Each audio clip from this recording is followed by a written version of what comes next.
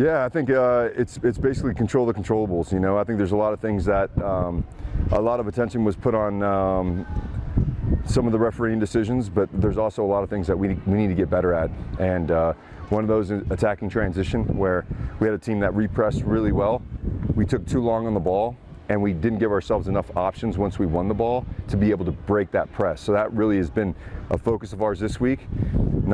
Charlotte may not be the same type of repressing team that the Red Bulls are, but it's in football that we have to be really quick, and we have to work for 6 extra seconds when we win the ball to be able to break repress. That's going to be about 6 seconds in repress. So those are some things that I think are good takeaways from that game, and if that action is right, now we can get into controlling the game with the ball. But if we can't get that attacking transition part right, we'll suffer a little bit like we did against Red Bulls. Yeah. Just to talk a little bit more about last game, we saw that Real Salt Lake had a lot of control for a couple of minutes there. They were switching the ball back and forth, attacking like you said, but like you said, they lack a little bit of that execution moment. We saw today, personally, I saw you talking to some players about that today. How are they preparing to execute that in the next game and get the 3 points? Yeah, I think it's a work in progress. Nothing happens overnight. I think,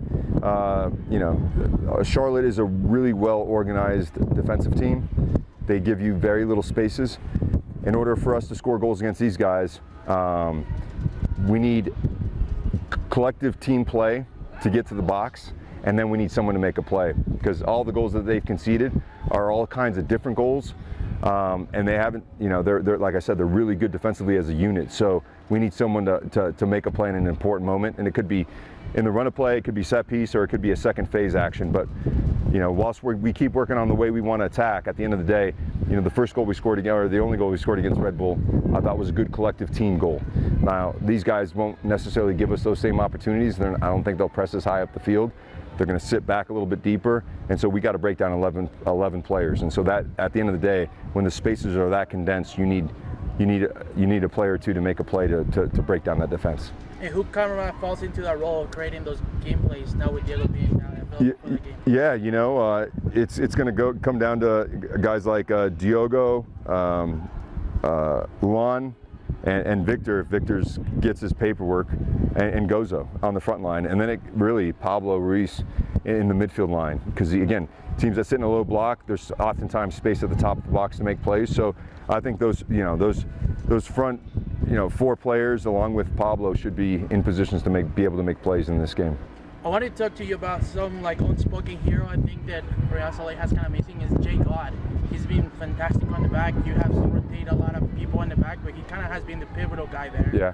What do you acknowledge about his game, and how do you keep somebody like that continuing with the amount of minutes that he has? Yeah, I think Jay's been a very consistent player for us over the past few years. I think he's a player with the most experience on that back line.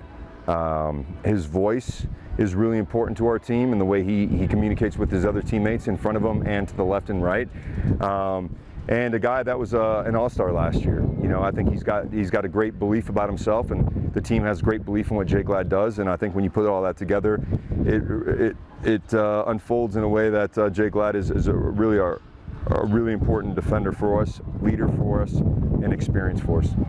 And the last one, obviously, a couple last weeks in transfer. Are you expecting players? Are you expecting players to leave, or what can you tell us about transfer windows at all? Yeah, I think there might be potentially one more move, but that's all up in the air. I think the important part was making sure that we provided enough depth and quality in the front line to make a run down the stretch, and we were able to do that. So now it's just incorporating these guys into the team, getting them up to speed with our game model and what this league is all about. And then the other part is maybe we're able to bring in one more player to fortify the group in the stretch. Thank you. Yep. Pablo, how would you describe kind of that acclimation process for both Cruz and Olatunji? Yeah, I think as far as the general application of the work, I think they're very smart soccer-wise on both sides of the ball.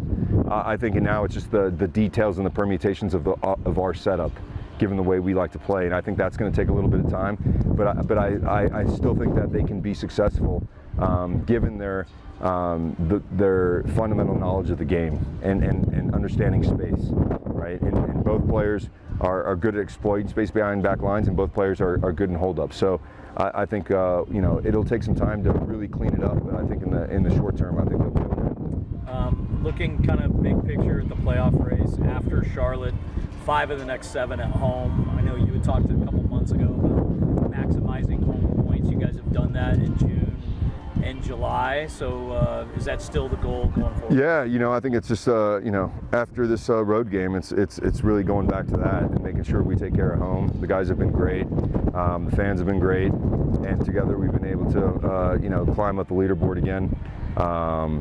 But you know, it'd be great to really take some points in this game against Charlotte after what happened in New York, and I think the guys are in a good headspace to be able to do that. Last question for me is just big picture growth on a guy like Goza, right? He started, I think, 18 of the last 19 games. He gave him a little bit of a break during the end of the Leagues Cup, but obviously another great goal. It just seems like he gets better at a lot of the little things that people probably don't notice each and every day. Yeah. Again, first of all, it has coaching is only relevant when the player is willing to learn, and so 100% of it is Xavier Gozo, right? He's a willing learner. Then you can coach, and so his desire to want to be a top player is seen every day in training. We do multiple video sessions with him every week.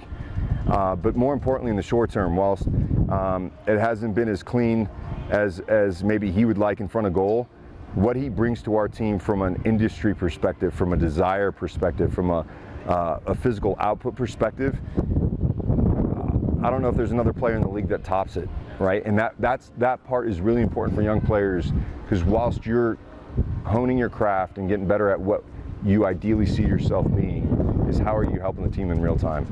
And very rare, and I think Diego Luna is another case, but rare is it that they're able to contribute to the team in the short term while sharpening their tools. So just credit and hats off to Gozo for being an exemplary teammate, exemplary pro, and I have no doubt that he's going to be a top pro. Yeah, and speaking of exemplary, we talk about it every couple of weeks, it seems like, but what can you say about Rafa and how he's taught some of these young guys how to be pros? Yeah, I mean, again, I think, this is the most important people at any football club are the people that have lived it, that have the character, that embodies the club's philosophy, that have the training habits, that embody what the coaching staff would desire from every player, and then has the quality that all his teammates can look up to, right? And I think when you put all those together, you get Rafa Cabral, and he's been such a bright spot for our team, in the locker room, on the field, in the stadium, in big moments, and I think that is probably the most important thing for all these young players to have, is someone that they can look up to, that they spend time with in the locker room, and that they experience on the day-to-day to become better pros themselves. Awesome. Thanks, Pablo.